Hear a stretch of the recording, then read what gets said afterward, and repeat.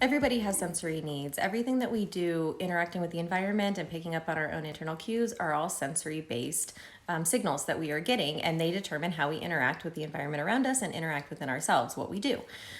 So there is a sense called interoception. Interoception is picking up on your own body's internal cues to know if you have to use the restroom, to know if you're hungry, to figure out what your body is feeling at any given point in time, and then that information tells you what to do to feel better or to, act accordingly.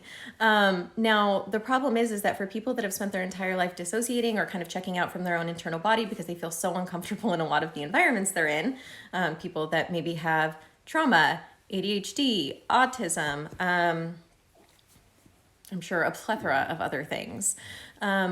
We kind of check out. And so we may not always know. It was really surprising to me when I had already been working as a therapist for 5 years. And then I started going to therapy and I realized that I didn't know that you had a physical body sensation that went along with emotions. I had no idea. And I should have known that. That's something I should have been aware of. But they don't teach you about sensory needs when you go to school to be a therapist. And it was surprising to me that I wasn't picking up on those cues. And I didn't realize that I had trouble with interoception in other ways until I started going through burnout, because interoception and other senses, our sensory needs can change based on how we're doing at any point in time. When we're under a lot of stress, we may have more sensory sensitivities or difficulty regulating our sensory input. And that could be if we didn't sleep well the night before, if we're sick, if we are under a lot of stress, if we're going through some life change.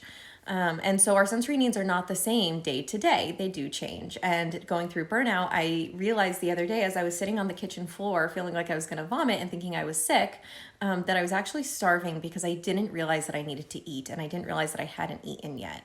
And that's something that I am just now starting to be aware of, and something that you should take into consideration as well, and kind of see if you're picking up on your body signals. See if you are maybe needing to get a routine in place to make sure that you're eating consistently, drinking water consistently, and try and find supports to accommodate your interoception needs if you need to.